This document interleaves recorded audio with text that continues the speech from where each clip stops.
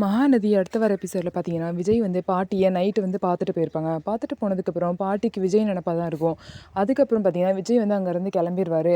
விஜய் இங்கே இருக்கிறதாவே பாட்டி நினச்சிட்ருக்காங்க. அவங்க இல்லை அப்படின்னு தெரிஞ்சதுக்கப்புறம் பாட்டிக்கு பிபி வந்து அதிகமாயிரும். அதிகமாகி ரொம்பவே கொஞ்சம் சீரியஸ் ஆயிடுவாங்க.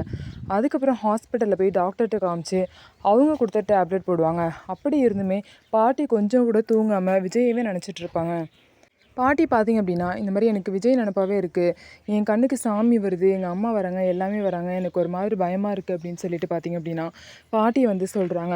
இதெல்லாம் கேள்விப்பட்டு விஜயும், காவேரியும் பாட்டியை பார்க்கறதுக்காக வந்திருப்பாங்க. பாட்டியை பார்த்துட்டு என்னாச்சு பாட்டி அப்படின்னு சொல்லிட்டு காவேரி வந்து கேட்கும்போது, உன்னால தான் எல்லாம் நீ என்னை தொடாத அப்படின்னு சொல்லுவாங்க.